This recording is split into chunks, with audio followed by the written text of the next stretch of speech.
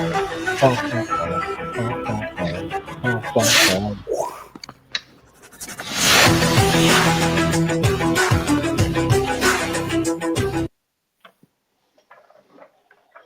back, everyone. Episode 15 coming at you. 16. 16 coming at you. Close Sweet enough. 16. The Sweet 16. The quinceanera. Or is that 15? I'm not sure. I'm thinking it's 16, but All right. Either way, episode 16. Here we go. Let's jump right into it. So before we get started, I want to share a hockey story that I read about today. It was a heartwarming story that was actually really nice, and it came from a source that I did not expect. I'm going to read it from my phone right here. Thornton is from Oshawa, Ontario. The Maple Leafs drafted him 190th overall in 1997. In 97-98, Ty Domi, an ex-Peterborough Pete like Thornton, would score 28 points and lead the Leafs with 275 penalty minutes. You could say then that Thornton looked up to Domi.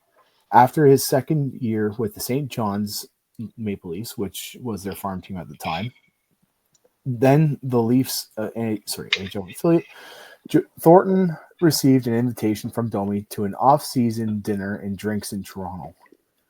As they parted ways, Domi hugged Thornton, stuck his hand in his pocket, and told him to accept what he was giving him. It was $2,000. Thornton called Domi that night. The Toronto tough guy explained that Mark Messier had once done the same for him. Thornton, Domi suggested, should use the money for whatever he needed and pay him back once he made it to the NHL. I used to train in the summers in Toronto. I was broke as a joke, Thornton said. We were out for a beer one night and he stuffed it in my pocket. He said, "Pay your bills. You better not spend it on a single drink. You take care of yourself." Mark Messier did it for me in New York, and I always wanted to pay it forward. The problem was, later in my career, when I wanted to pay it forward, everyone was making more than me, so I couldn't even do it. Thornton used the $2,000 on rent and his summer gym membership. Later, when he was a full-time NHLer, Thornton saw Domi at the Garden, Maple Leafs Garden. Thornton ran back into the dressing room, got his checkbook, and paid Domi back. Source: The Athletic. that was a pretty nice story. That's an amazing story. You hear these kinds of stories all the time of guys letting other rookies live rent free. Like, I think it was Mario Lemieux brought in Crosby rent free. You hear these kinds of stories all the time, but they're not highlighted enough, in my opinion. And these kinds of stories need to be brought up. And that's a good one from a source you not necessarily would expect it from, as in Ty Domi, the NHL tough guy. And yeah, it's just a really fun, heartwarming story. And you got anything else on that one? Honestly, no, I think you kind of summed it up well there. It's a wonderful story. It shows even how someone as tough as Domi can be a good guy. Very. He was a pit bull on the ice, but I guess he was a labradoodle off it. Very nice guy. 100%. Yes. From one story to another. Alexander Ovechkin scores number 16 remaining before he beats Wayne Gretzky's record. I messed that one up, but the point's across. He is, as of scoring tonight, he is 16 goals back from Wayne Gretzky, the all-time greatest goal scorer. He's incredibly close. Well, it's just going to be something to watch. Yes, it is. He needs only double his jersey number to tie the great one. And now, with the pace that he's scoring at this year, let me remind you, Ovechkin has played 16 games less than Alexei Protes, and has 3 more goals than him for the Washington Capitals lead in goals scored. He is scoring at a pace of 0.68 goals per game right now, which means if he continues this pace exactly, he will score the tying goal in game, what was it, 64 in the third period. Based on That's his some current pretty goals. exact math. Yes. It's what he does for a living, everyone. So I'm gonna trust the math. I'm not double checking it. Yeah, he's gonna break it this season. That's basically a guarantee. Outside of some freak injury again, he probably would have been a lot closer by now if he wasn't out for so long. Mm. But it truly is going to be incredible to watch. And sad as I am that a Canadian's going to lose that record, to see Ovi get it will be nice. I mean, he's clearly scoring at a high pace right now because he's rushing to beat that record. But Well, we got through a whole 6 minutes without a pun. No, we didn't. We did not. There was one earlier that you missed. Oh, wait, we weren't recording at that point. Never mind. Exactly. So it's amazing to watch, and it's just going to be the cherry on the top of an amazing NHL career for Alexander Ovechkin, the Great 8, and he's going to steamroll it, whether it happens this year or by luck he doesn't, or poor luck he gets injured or something and can't finish off the season early next season. Yeah, he's going to get it done either way. We're witnessing history in the making here, so it's really cool to be part of that. Just be around for it. It's not often this record's broken. I mean, it's stood since 99 so far. Like the year 1999 when Gretzky retired. So when did he actually break that, though? Gretzky? Yeah. I can pull that up. I actually am not sure. So, it stood since he retired, but it stood longer than that. Yeah. He just added to it, that's all. No, for sure. So I'm just pulling up here how many goals he is ahead of Yager, because I believe Yager's second in goals. While we sit here for our YouTube fans watching Andrew eat his ice cream. Hey, I had key lime pie. Thank you very much. What, the flavor? No, I got a key lime pie yesterday. Oh, I was going to say, I wouldn't recommend key lime pie ice cream, especially by the company that I make. That's the only one I've had. It's not great. I wonder how many companies make key lime pie ice cream. I don't know. Key lime pie ice cream. So, before Ovechkin came around, Gordie Howe was the all-time leading goal scorer at 801, and Gretzky just decided to beat it by a cool 93 points. Sorry, 93 goals. Yeah, it's pretty damn good. Yeah. It's pretty great. Yeah. Pretty great. Get it? The great one? Yeah. Yeah. Ovi's going to beat it. We're all for it. And on the flip side of that, we have Crosby catching up to another famous Penguin. Already mentioned in this episode as the man who took him in. Mario Lemieux. Super Mario. Crosby is currently 69 points behind Lemieux. Nice. Lemieux is currently at 8, and we've said before on this podcast in a previous episode just how impressive that stat is because of how many less games played he has than anybody else. Yeah, it really is something. It's too bad between injuries and cancer, how much time it took away from his career. Yeah. I'm just doing a quick calculation here because I want to see if he had played the same amount of games as Gretzky, I'm just curious to see, based on his point streak that he had, where he would have finished on the list. His point streak or points per Sorry, game? points per game. Points per game.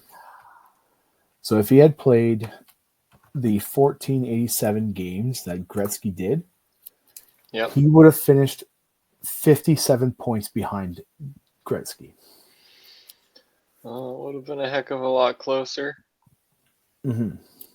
Now, the math that's there, just in case anybody is wondering, I took Mario Lemieux's points total for his whole career, divided it, which is 1,723, divided it by the 915 games played, and then multiplied it by the 1,487 games that Gretzky played. And that brought me to 2,800.11. And everybody knows Gretzky finished off with 2,857. Okay. So, well ahead of Yager by almost 1,000, who is currently second. So, that's there you go. pretty Another all-time great. Mm-hmm. Speaking of Crosby, though, he is possibly injured. He left a game a couple nights ago, and he returned, but he's favoring his left arm inside. He did show up to practice, but he did not shoot the puck at all. He passed, he did puck handling, but he did not shoot the puck. So it's a little bit of concern there. Did you see that, how it happened? Like, was it an awkward fall? Was it a hit that was partially missed? I believe it was a collision. Double check here. Yeah. I did not know about this until tonight. I've been fairly busy the last couple of nights with, sleeping. Yeah.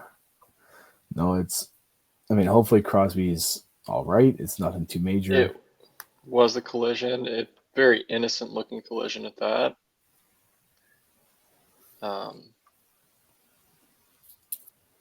Just two guys bumped each other. Let's bring it up for everyone. Bring it up. Let's see.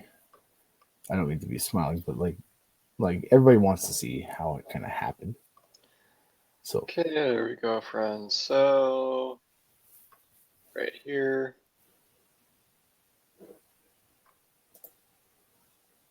I believe there's a little bit of a better replay than that. His left arm gets jammed up. I think his elbow or wrist, from the looks of it, it's hard to say. I mean, if he was back at the way practice, he's favoring it. Let's see. Could be sprained wrist, something like that. Won't play doctor, but it's my uneducated guess. Uneducated guess. Fair. It's one of those situations where it's a tough situation. Like, there's nothing he could really do in that situation, and it's just really unfortunate. Hopefully he's okay, so he can continue his pursuit in the all-time great list of top points, as well as the play for the team that he was promised was being competitive. Your famous line. He was promised a competitive team. It was promised, but see about that. So he completed a solo skating session today. He wasn't on the ice for regular practice, but he was on there just by himself. Gotcha. He's being evaluated, so there's no official diagnosis yet. He is considered day-to-day. Now, Crosby is, like most NHL caliber players, a pretty tough guy. But for what he needs to be able to do, an arm injury is major for him. Yeah, for anyone, it's just sucks. Yeah, it's not fun. Hopefully he's okay and gets back quickly, because you never want to see a guy get injured, especially an all-time great. But anybody in general, you never want to see hurt. So Yeah, so Oh, good luck to Crosby. Hopefully he gets back on the ice soon. And we'll see if we have him for Four Nations. If not, we're going to need a replacement. He's really tough to replace, obviously. he's the captain. Yeah. Yeah. Thoughts and prayers Speaking of Four Nations, though, for Nate. everyone has complained that Logan Thompson was snubbed, myself included. I thought they were idiots. And now we know why. So he was snubbed because of his relationship with Peter DeBoer and Bruce Cassidy in Las Vegas. They didn't have a great relationship, so they just said, "Yeah, we're going to leave him off Team Canada because that's how you choose a team. You don't like a player that's really good because you traded him away. Now he's doing great, and maybe there was some other issue. Ah, no, we're going to leave him off the team. We don't need him. We don't need one of the best goalies in the NHL." Yeah. A big reason why Washington is Yeah. where they are in the standings. I mean, the league average goalie, they'd probably be maybe a couple points back of where they are because They're still firing on all cylinders there. I mean, at the yeah. start of the season, he was about league average. He was good, but he's just gotten better. When they selected the teams, there was no reason not to pick him. They just made the Mhm. stupid decision to leave him off. And I think it's ridiculous that they've let this happen. There should be someone above Cassidy and DeBoer. Oh, we don't like him. We're not going to take him. It's juvenile. Yeah, it's grown men holding a grudge, whether it's Well, like because Thompson asked to be traded and they didn't like that, or if there was some personal issue. Basically, screw off, make the best team. yeah, put the best unless the guy's like a really bad person in a sense where like a Tony D'Angelo type where he's just a locker room cancer. Like Yes, but Thompson is not that. He's basically Holtby 2.0 at this point. I've seen a side by side of them, and they look the exact same. yes, Christ. yes they do, yes they do. But yeah, it's really too bad because that's one of the biggest Yeah. issues for Team Canada's roster. It's not necessarily defense. They have, I mean, it's Canada. They have all kinds of scores, all up and down any line. Like their team too, if they wanted to, could be competitive offensively. Their goaltending is the biggest struggle, and to leave the For number one off the roster, it's because I don't like you. That's not like grow up. It is weird. It's really strange to see grown men do this, but whatever. We'll see. We'll see what Canada can do. Hopefully, there's some magic that happens, enough scoring and solid defense to help that questionable goaltending. Um, Yeah. but we'll Like have some good players on there. now, having worked Now, in the warehouse, you with a lot of grown men, you can see the petty stuff that goes on there. It's not so surprising that this could happen at this level, but at the same time, it is. It's it's pathetic, realistically. I mean, unless there are some serious issues that we don't know about and it hasn't been publicized. If unlikely. it's just a matter of he wanted to trade because he didn't feel like he was given the best opportunity or something like that, or if it's something like than that and you don't like him, so He you felt just like he want needed a refresh. That's all. And well, they had Aiden Hill, and they decided to sign Samsonov. So that was their yeah. plan. Um, is what it is. They moved on from the potential Vesna winner. I still think it's going to go to Hellebuck, but he's definitely going to be number Mm-hmm. two. Um, and Yep. sucks to suck Vegas. I don't like Vegas that much, so it's cool by me. Um, moving on though, this is kind of just a little story. So Mark Messier and PK Zuban believe Bedard should be held more accountable for his mistakes. They think the mistakes that he makes on the ice, he's not given enough shit for basically by the coach, and that it's not a good look for the other players watching him, because he gets away with it and Mm-hmm. maybe they don't. And honestly, I think they just blew it up a bit too much. He's young. People forget how young he is. He's 19, Yeah. you Yep. know. He's in his second NHL season. He's his second NHL season. Yes, he's supposed to be really good, and he's almost a point per game player on a very shitty Hawks team. Yes, who believed that they thought they were going to be better? Yeah, they probably did, but I don't know if anyone else believed that. Um, he has 46 points in 53 games. Oh, Yeah, for playing with a bunch of third liners as a sophomore star, that's pretty good in his own right. If he's playing with other players, like other stars, like for example, if he is say a Toronto Maple Leaf, he's playing with Austin Matthews, Mitch Marner, he's probably already sitting at 70 points. Or yeah, if he, yeah, or if you like, imagine him playing with McDavid. yeah. I mean, he's if you had another star to play with, it'd be a hell of a lot different. But it is what it is. I think they're being a little bit tough on him, and Messier is old, obviously, or older. So he's probably a bit old-fashioned and just sees it as you need to be hard on them no matter the age. And Zuban, I think he just likes to stir up shit. You know, he sees it as an opportunity to take a job at a star. It's good entertainment, and that's who he is. He's an entertainer at this Mm-hmm. point. I mean, Always has been. I mean, he was a good hockey player at one point, but he's just an entertainer. So it's he's definitely very outspoken and sometimes says too like so outspoken to the point where he says way too much than he probably should. oh yeah, And now part of that is just top level broadcasting. Stir up controversy, gets the clicks, and it helps your ratings. So bless you. it was a So cough. I just didn't want to cough to the people. fair. Um, That's fair. So but on the flip side, it's a situation you're still focusing on the development. Yes, this guy has all the skill in the world. He's got a wicked shot. He's got some filthy, filthy hands. He's an incredible player. But you still have to develop him into the style of game that you need him to be at the NHL.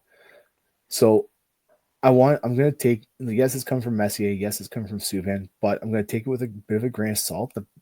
There is some truth to this. You need to yes, I play the don't right way. completely disagree with them. I think they're just blowing it up a bit too much. He should be held accountable, and he kind of responded to it and Did said he? that he knows that he makes mistakes and that it's his issue to fix. Let me get that exact quote up. I saw it somewhere today. Okay.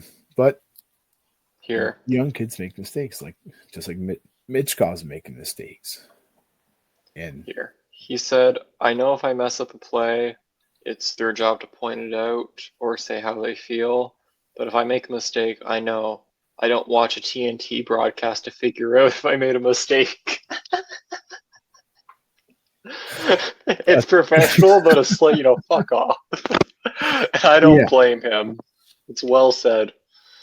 yeah, that's a pretty good line. I like that a lot. It's slick. It's slick, just like his hands. He's he's like yeah, that's I like that quote a lot, and he's not wrong. Every bit of that is true, and but it's got to come down to leadership.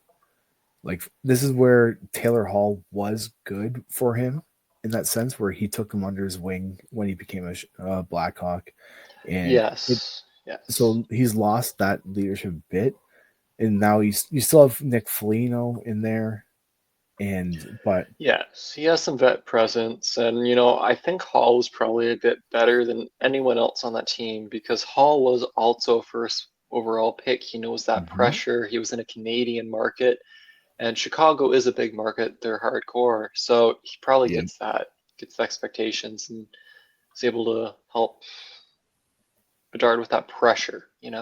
yep, and more to that.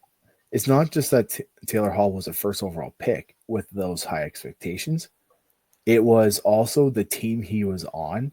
I mean, you don't win 4 first overall picks in the lottery in 7 years without just being a god awful team. So, and he was the first one of those to be picked up. So and Yeah. then your other, like one of the other 4 pickups was quite possibly the worst draft bust of all time, Nail Yakupov. Hey, that man was an elite player, right? Yeah, that's why he signed Uh, in was it Colorado for 2 years at like league minimum. yeah, I don't blame Colorado for trying, but poor guy Yeah, just couldn't handle North America. yeah. What do you think was the final nail in the coffin there?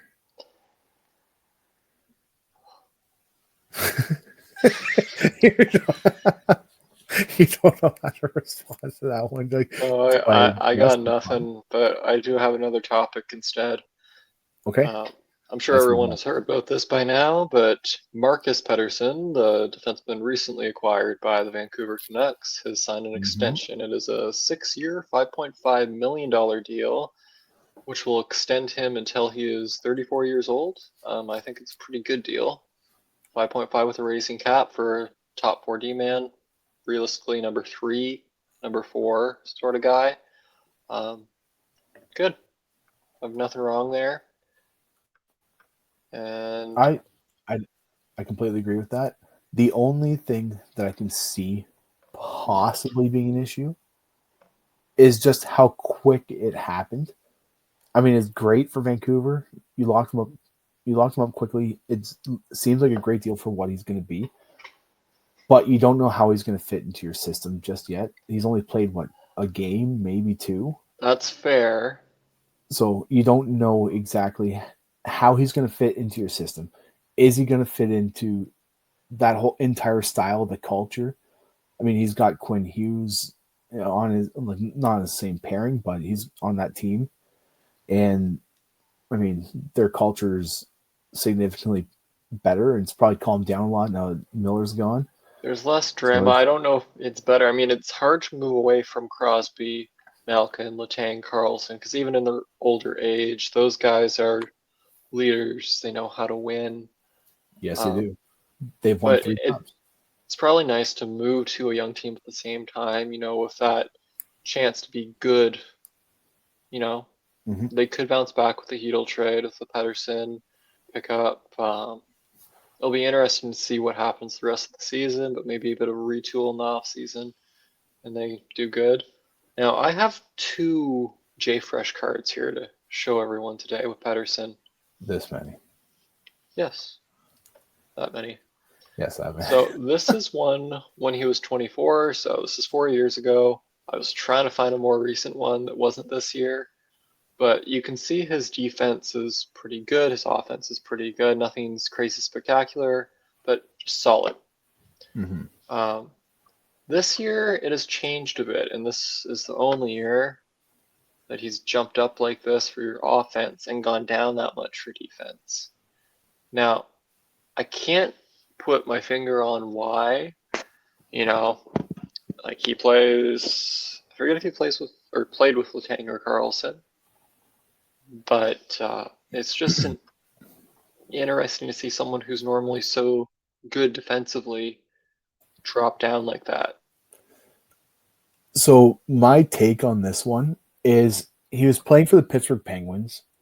He had Tristan Jarry behind him for half the season. And the guy had, what was it, like 3, maybe 4 games where he didn't let in a goal in the first 6 shots of the game. And so when you have a goalie like that as a defenseman, like I played defense growing up, not high level or anything, so it's a completely different situation.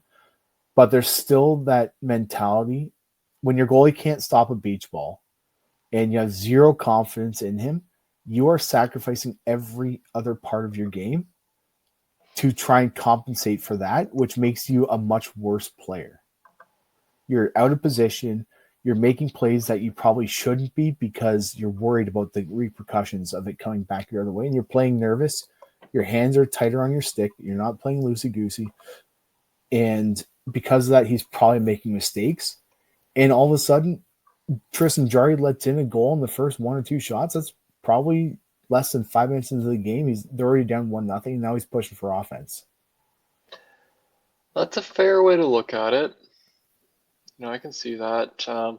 But I have a feeling with this, he's been not forced, but he's been more of a puck mover. So Mm-hmm. with a team that has Quinn Hughes, when he's back and healthy. And Philip Hronek, right now he'd be playing with Hronek, I believe. He'd be the 1-2. So Hronek's going to do much more of that stuff for him. He can focus on being that defensive shutdown guy who has the ability, make a simple pass out. So it might help his defense kind of shoot back up a little bit there. And honestly, I really like the extension. I think it's good value, maybe even a little bit of a steal. Like, what he's going to be at this point. He's 28. He's a top 4 guy, and honestly, I think he's probably more of a number 4 guy, but that's okay, because that's where he's going to be slotted. You have Quinn Hughes, was he third fastest or he's the fastest defenseman to 300 in Vancouver Canucks history, or something like that? Yes.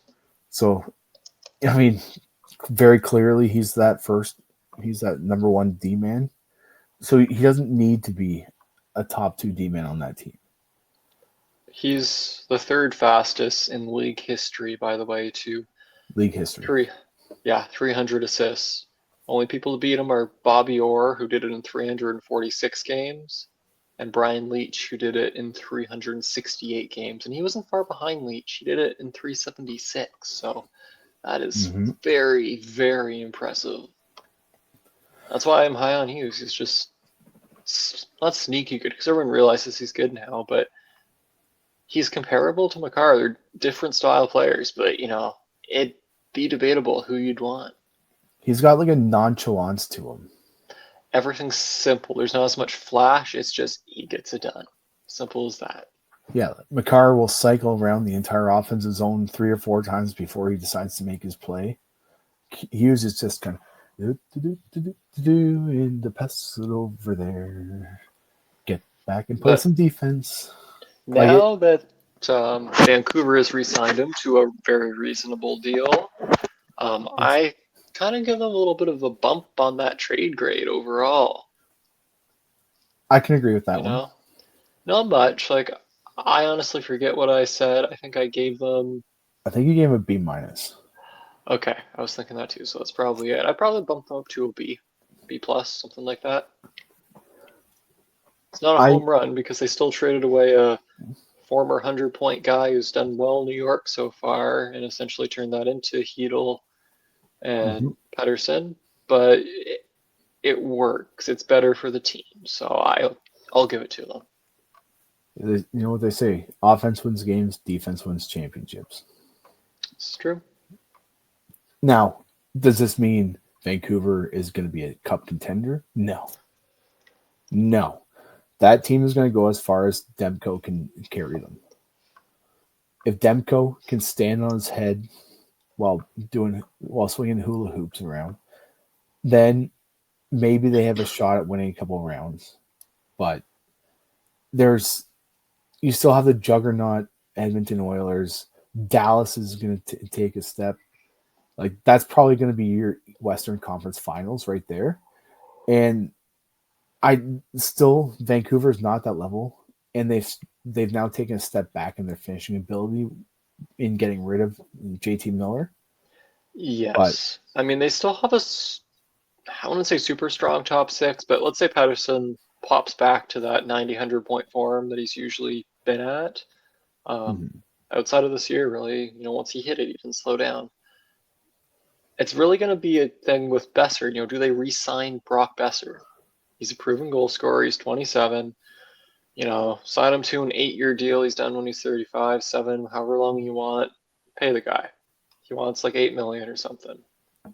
Like an $8 million in the way the cap is going, an $8 million contract is not as crazy as it used to be. No, and they have the room too. Like, if you look at their salary for next year, so right now, with the trades they've made, they have 7.1 mil in cap space.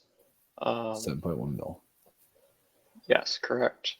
What's Besser's contract at right now? 6.65.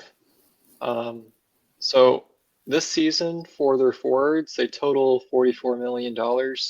Next season, they total 36.8, so almost 37.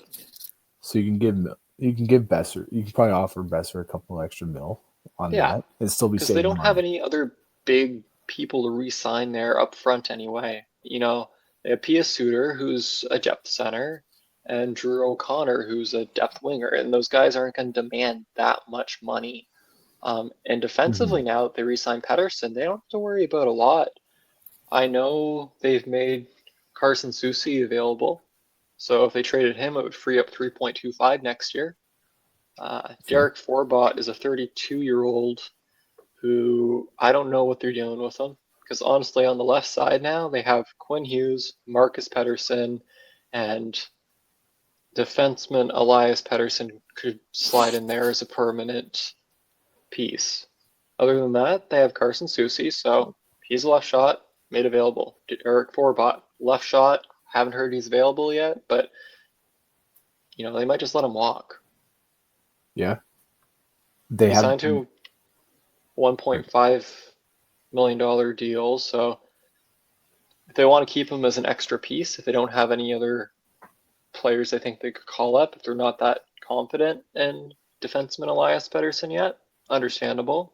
But we'll see. Like if they end up keeping Susie, I bet they just let Forbert walk. I can agree with that one.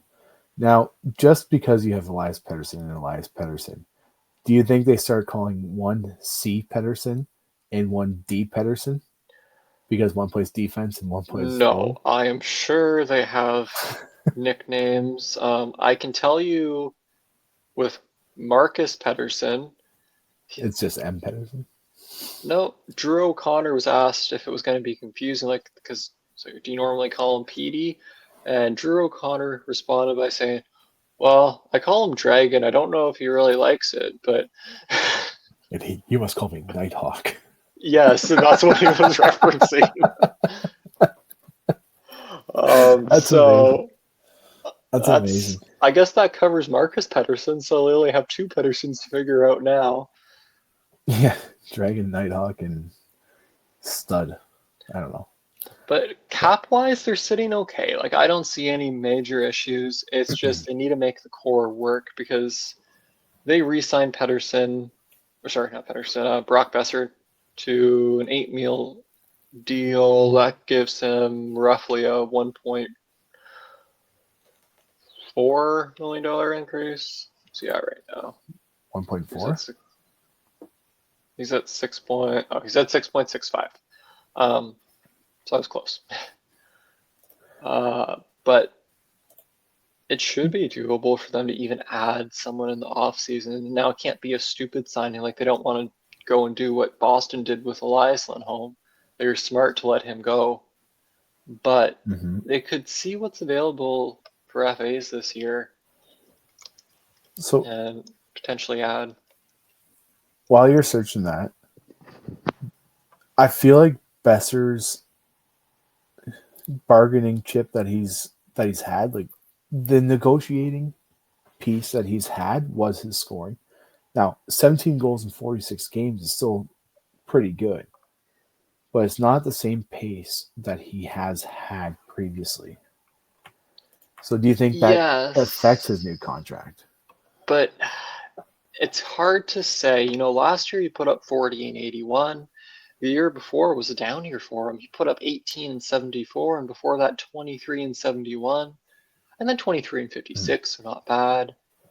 But he hasn't had that true goal scoring show since his second and third real seasons, 29 and 62, 26 and 69. Then it dropped down. But last year he showed that he can still do it. Kind of bounced back, had a 73-point year, and last year was a good year for the Canucks. Mm. I believe if he and Pettersson can get going again, if you look at some advanced statistics, basically Pettersson's one hell of a passer and Besser's one hell of a goal scorer. So if they can sync up again, there's definite potential for them to feed off each other and just excel. It's just the Canucks need to figure out if they can do that now that Miller's out of the room. This is their opportunity to shine with Miller gone, and he's got to be the best goal scorer of the two of them. But right now, if I'm Besser, do you think he's more he should be more inclined to signing a short term deal because the cap's going up? You sign a 2-year deal, you're betting on yourself. Yes, you can get injured. Yes. A long contract is stability, but if you sign a 2-year right now at 8 mil and you start scoring like you can 2 years from now, when the cap is up to like 120 or whatever it's going to be after 2 seasons, that 8 million contract you can now sign for 12. But whereas if you sign for 8 years, you're locked in at that 8-9 million. I don't know how concerned players are with money. Some are obviously a bit more greedy than others, but it's more that long-term security that they look at. The only players that you see do bridge deals like that are, Matthews.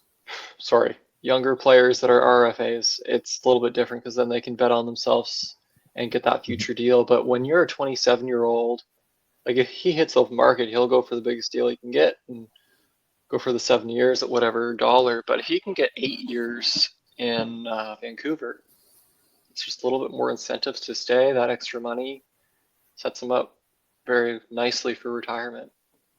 Yeah. I can see either one playing out. Personally, I would probably go for the long term just because of who like my personality and how I handle my financials. I would personally be more inclined to signing an 8 by 8 versus a 2 year by 8 and then more when the cap goes up. Yes. I would be looking for that stability because I know exactly what I'm getting. But a lot of guys aren't that way. A lot of guys aren't. Like McDavid, he probably will because he doesn't care because he's going to get millions in endorsements anyway. Oh yeah. But like Swayman went for the 8-year deal. Shesterkin went for the 8-year deal, which is now looking better with the cap going up the way it is. Yeah. That deal's looking better. But initially it was just like, oh my goodness. But now it's, oh, okay, 2 years from now, that's actually a pretty good deal. The last thing with Vancouver here, with the free agents that are coming up, let's say Ehlers doesn't re-sign in Winnipeg, could be a potential fit. Speedy scoring winger. Inconsistent though. Inconsistent, but he ends up with the same amount of points every season. It's just he's streaky. That's all. He'll go 10 points in 2 games, and then he'll go 2 points in 10 games. Yeah. Not that extreme, but yeah. Yeah, not that extreme, but yeah. There's also some big fish that could come. No one knows what's happening with Marner right now. Brandon is still not re-signed in Carolina. They'd have to move some stuff around to get those players, but it'd be worth it for a superstar. Then there's some lesser players, depth, more like Taylor Hall, Mangiapane. But if they could get, honestly, I think Ehlers would be a good fit. The Swedish actor with the 3 Petterssons. Ehlers is not Swedish; he is Danish. Sorry, he's Scandinavian. One of the best Danish players to ever play, actually. I forgot about that. I should have known that.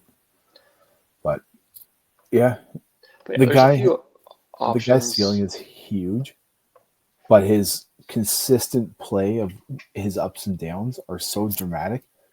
That's the part that's keeping the big contracts off the table. When he's not doing well, you're stuck with him. But when he's doing well, his contract looks great. Well, moving on from Vancouver, because I feel like we talked about them forever. We're Canucks. What can we say? A little bit of trade bait here. So trade bait. So we have some. Sorry to set off all my daughter's toys. Good job. It scared the crap out of me. We talked about Brock Nelson before, and how he could be a good addition for. Let's let Dave compose himself for a second. I'm trying to listen to this. I'm trying to listen to what you're saying, but all I can hear in the background is chug a chug a chug a chug off we go. And then it's like a train that's going, whoo, whoo. Sorry, reel it Are you good? in. Yes. Okay, so we have Brock Nelson as a potential um, player for Dallas. Maybe Adam. I don't know how they'd make that cap work, but they are apparently showing interest. Edmonton would be kind of a good one. I've heard rumors of Toronto and Winnipeg as well. We All have the talked big about, boys looking at Brock Nelson. yeah, we have He's 1 talked year about, left at 6 mil. New York could retain salary, I believe. Let me double check that. See if they yeah, have any retention spots. we have talked about Brock Nelson being the piece that could happen in Toronto. Personally, as a Leafs fan, that defensive lapse that he has, we already have that in a couple players. I don't know that, especially him being as like a second, third line. Like, I mean, as a third line center, it's a pretty decent option. But his defensive side isn't as strong as other players that I would like the Leafs to pick up. That's fair. That's fair. And I mean, he can put the puck in the net. He's at the same level as a Brock Besser, but it's a defensive side. I mean, he's a big body. Nelson's having a good year, especially being in his mid-30s. He's 33, and It's not doing bad. He has 33 points, 53 games, 16 goals, 17 assists on a struggling Islanders team, so not too shabby. It's hilarious to think that this guy is just a year younger than me, and thinking, oh, he's in his mid-30s. He's an aging vet. I'm like, to me, I'm just sitting here like, God, I feel old sometimes when I talk about Yeah, hockey. don't think about that. All athletes are old when they're young, It'd be amazing to be an athlete. Think, for the most part, you're done in your 30s, you get to retire and enjoy your life very early on. And then go chirp young kids at the age of 19 for not paying for his mistakes. Well, but so Brock I Nelson say Winnipeg would be a very good option for him. Another player on our trade bait board, Casey Middlestat. Colorado is not happy with him. We've mentioned this before. He has 2 years left on his contract at $5.7 million, so he's signed for this season and next. There's a few teams that could look to maybe give him another chance. Winnipeg could be interested. They'd have to make the cap work, but with that cap increase, it could easily be okay for them. Now, do you think Middlestat is like teams are looking at him to be an impact player in the playoffs, in a potential cup run?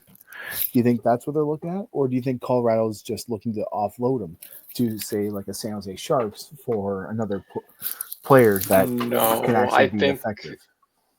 I think Casey Middlestat is seen as a younger player with potential to be an effective second liner.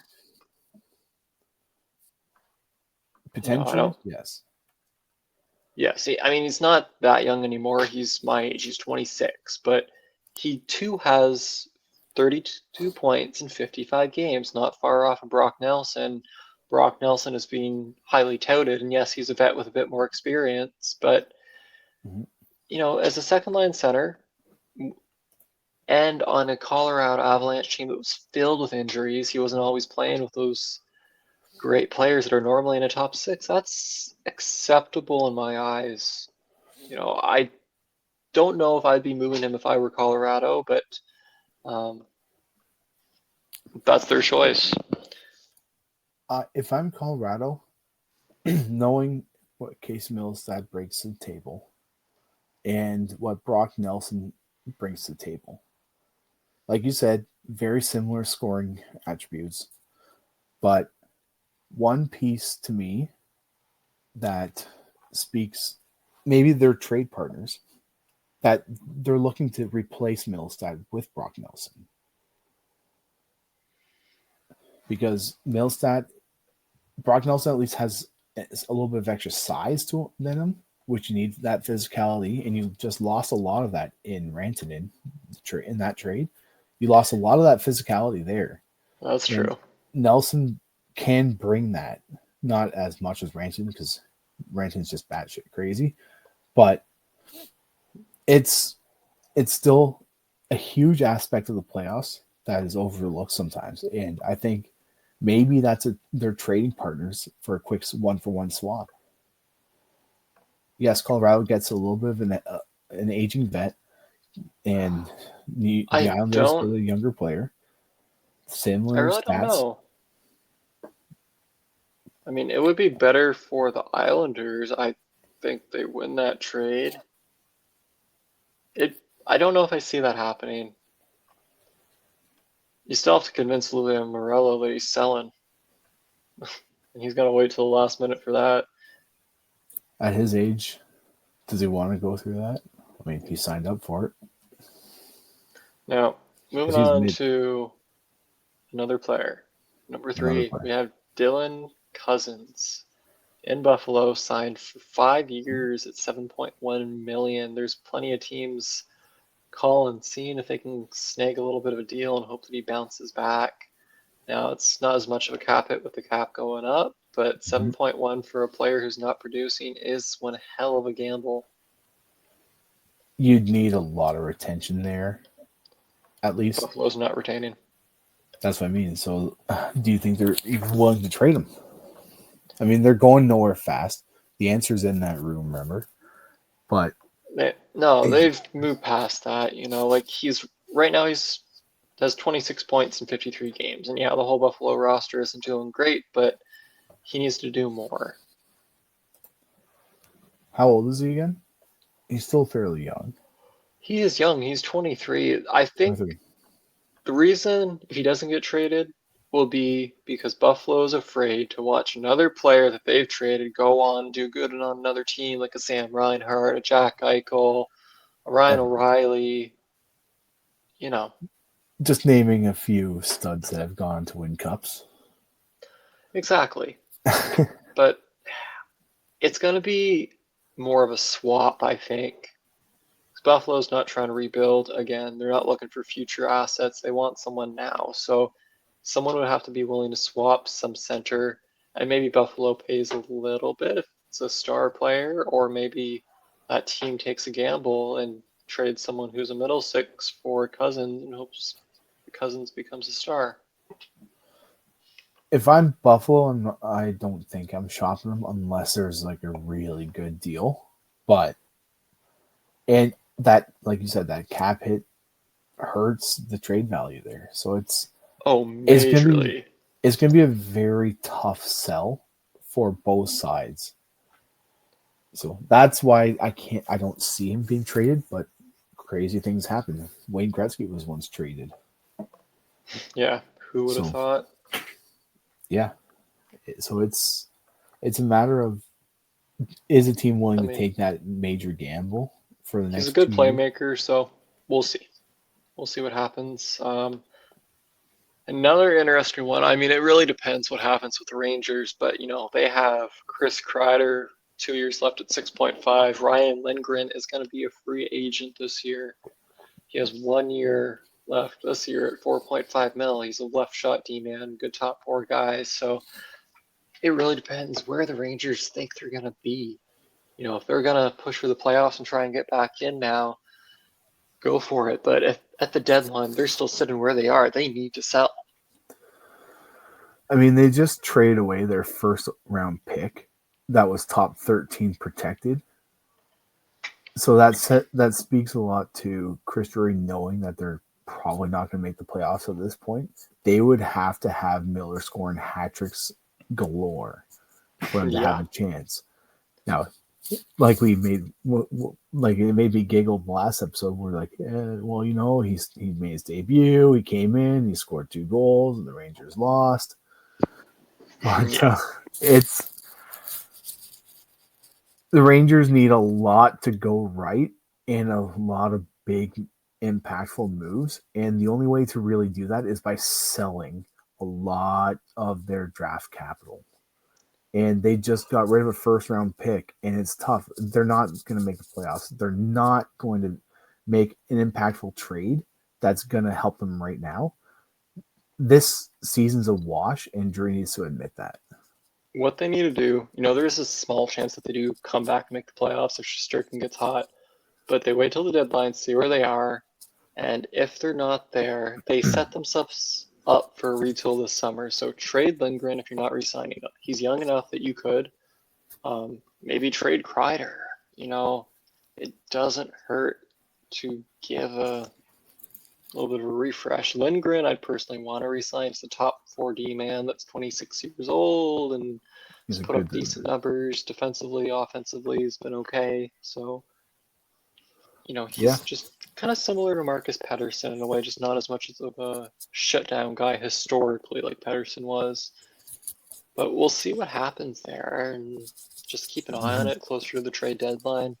I'll be interested to see if they try and buy or if they're smart and just stay put if they're close or if they sell. Yeah. I mean, on the forward side, so far in their trades, yes, they picked up JT Mill. Yes, he can put pucks in the net. Who have you lost as a forward? You've lost Kapokako.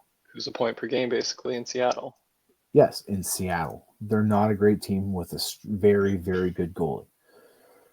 You've also given up Philip Hedl. Who's done good so far in Vancouver. I mean, it's a very limited sample size, but he's done very good. You've lost a lot of size in that too, which is playoff style that you need.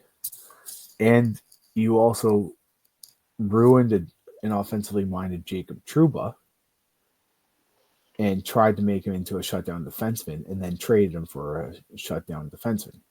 So, they've lost goal scoring capability. So, it's literally been 2 games, but Hedl is a point per game. Yeah. Maybe this is when we see him start to heat up. Oh, that one's a stretch. That one's a little bit of a stretch. But yeah, we'll see. New York has been a dumpster fire. They have won a couple, I think 1 game with Miller, so we'll see what happens.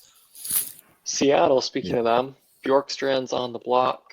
He is a good trade piece. They're not going anywhere. They're too mediocre, so trade him, get some assets, see if you can turn those assets and maybe some others into a superstar player.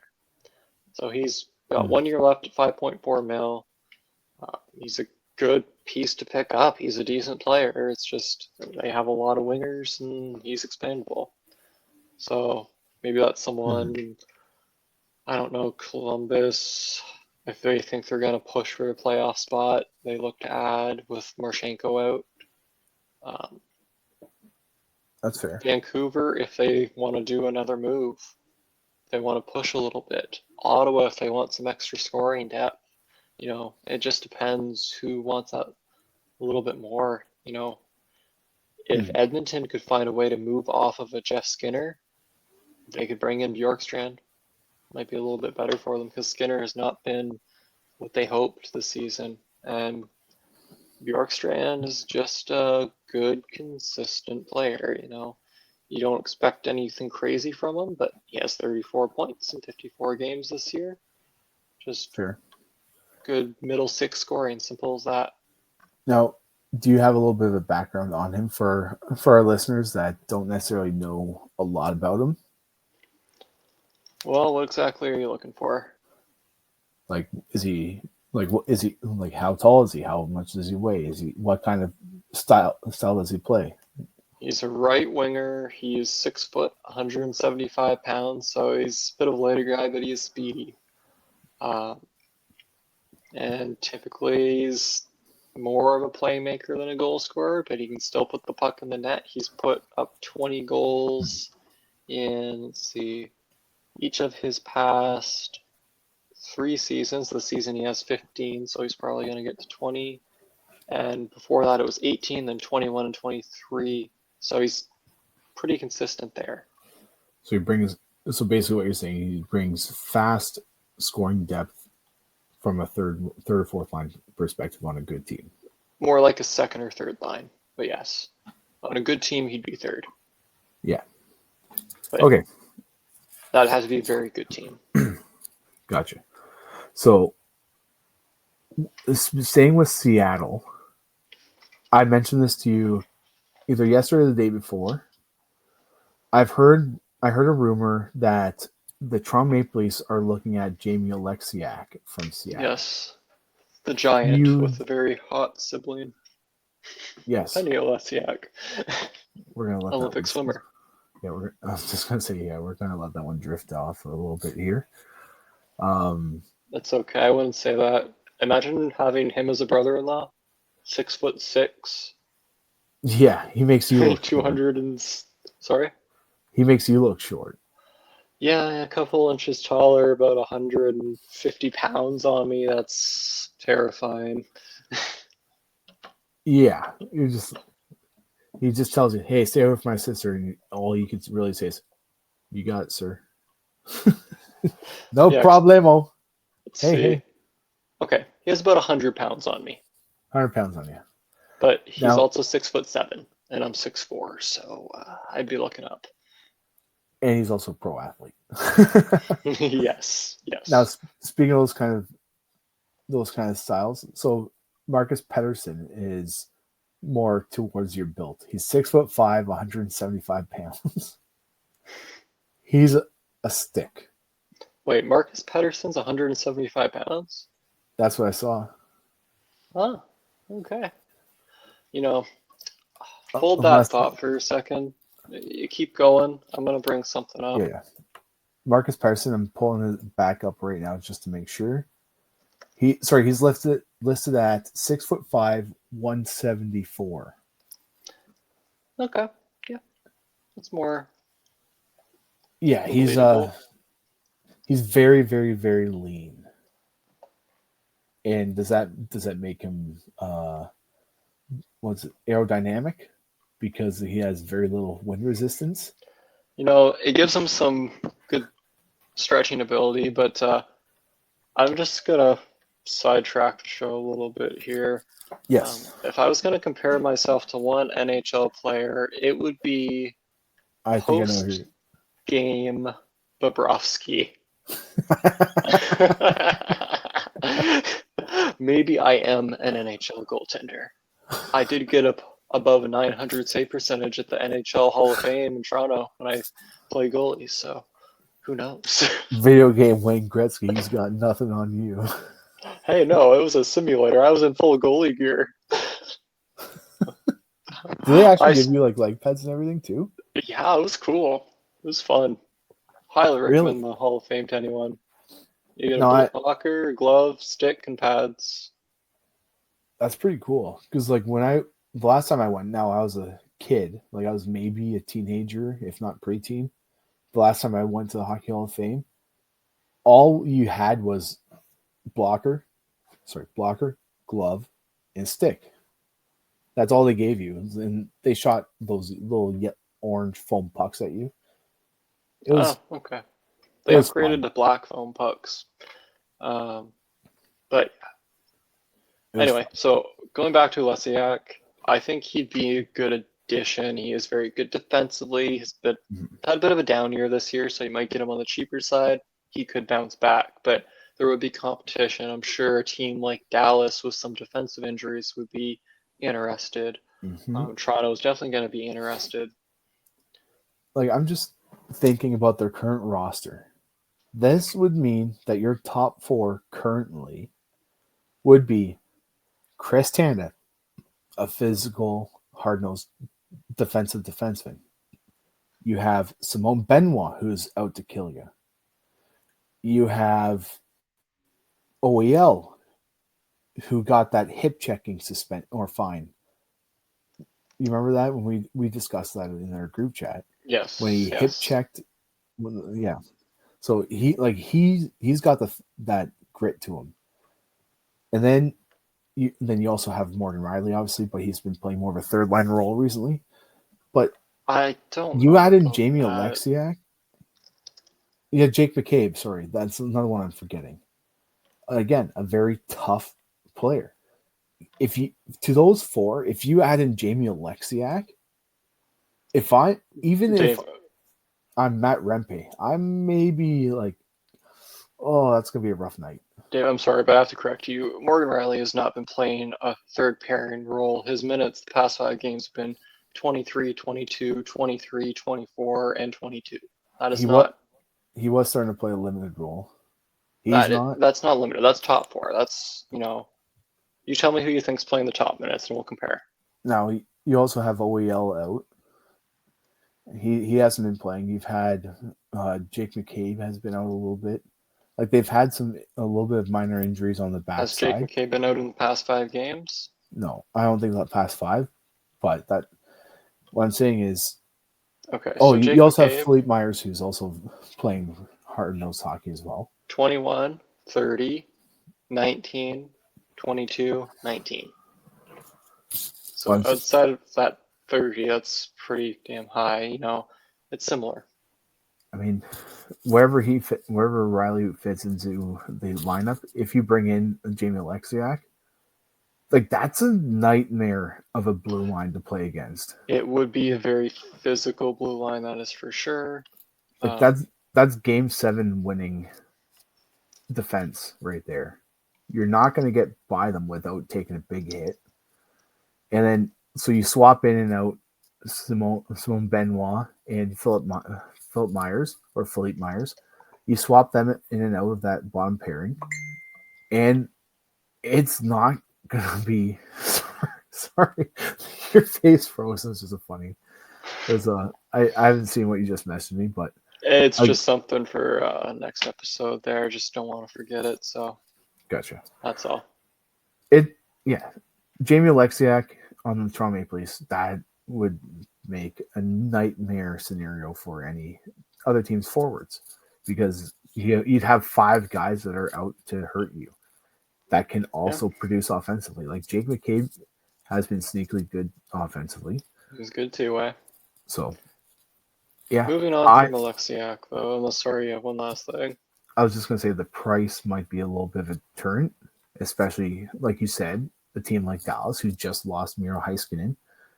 They are probably willing to pay for a player like that.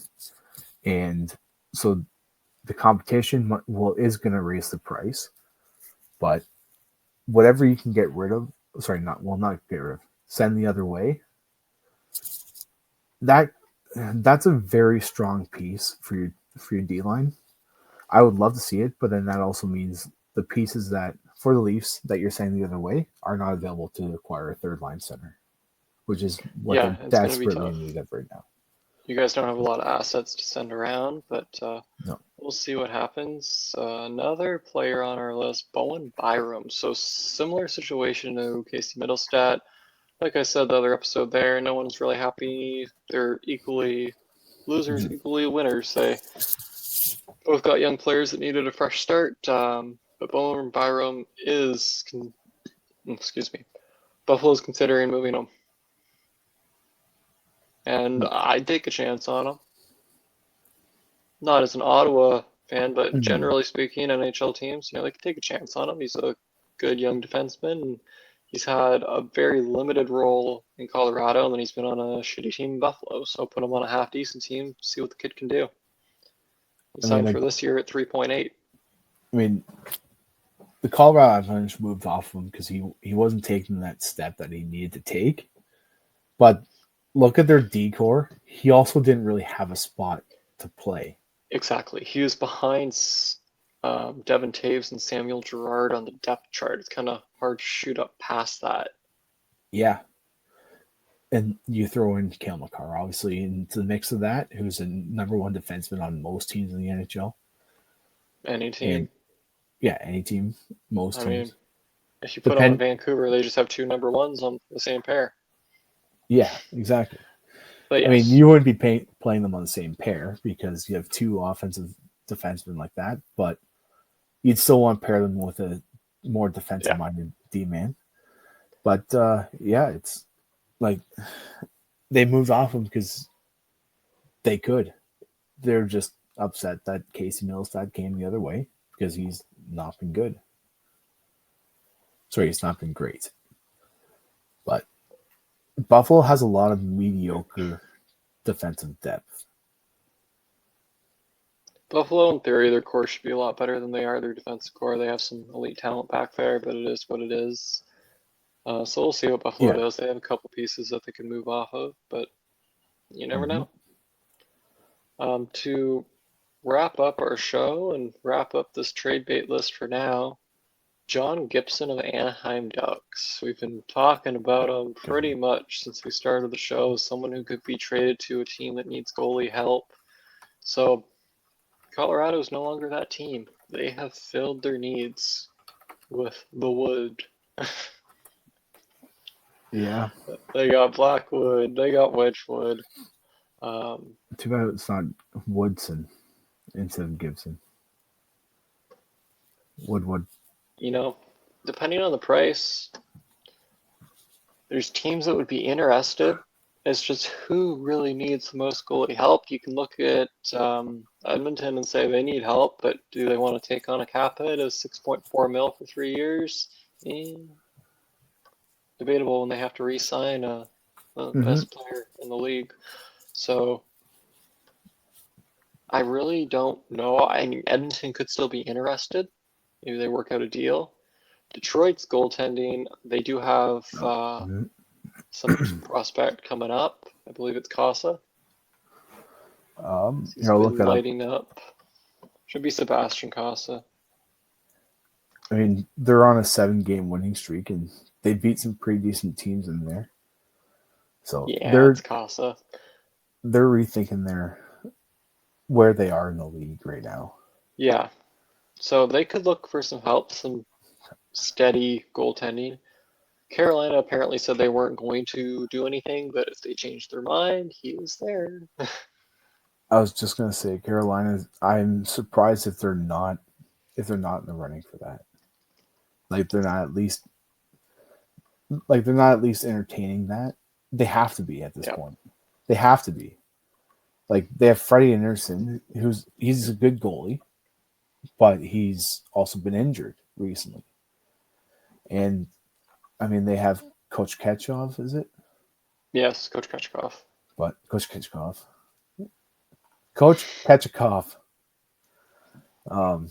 Yeah, no, it's they could use that number one to buy them some time right now. And yeah, for sure. Yeah, I mean Detroit also has Alex Lyon, who's I mean, yeah, I He's don't know how he's been questionable this season. But Detroit has not really been a strong team until recently. They've just been heating it up, but they're not. I still don't think they're a playoff team. There are a couple other teams that would be kind of dark horses. Philly's goaltending has been abysmal, and Pittsburgh doesn't really have a goalie. So they could both be looking, thinking, Pittsburgh maybe trying to remain competitive. Philly, they have the pieces that they could retool and be a little bit better. Philly, they have the talent. Mitchkov needs to find a way to improve his deficiencies, mainly as every other rookie. But Pittsburgh, the reason why I would pick up Gibson if I was Dubas is to buy that other guy. I can't. His name's escaping me right now, but to buy him a little bit of extra development time in the minors. Bloomfist. Yeah. It wouldn't be a bad idea. Have Nedeljkovic as the backup because he's a capable backup, but he can't be a starter. And then have Gibson as the starter, and all is good. Yeah. So for Pittsburgh, that makes sense, but still, are you paying that much of a price to do that? Depends if they want to go the competitive route or if they're gonna, go full rebuild. Because they could still take that first round pick that they got for Pettersson, flip it for a young player,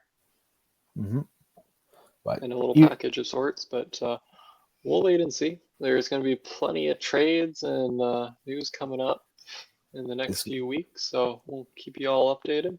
It's going to get hot and heavy right after that Four Nations Cup.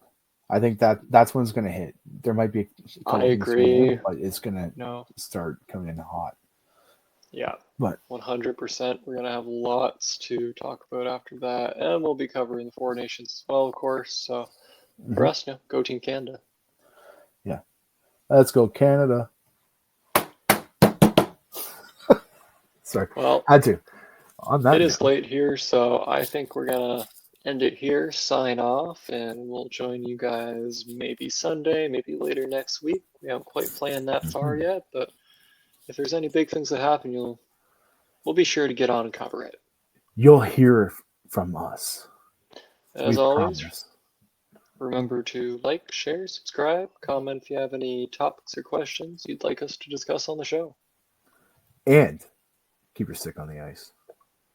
Have a good night, everyone.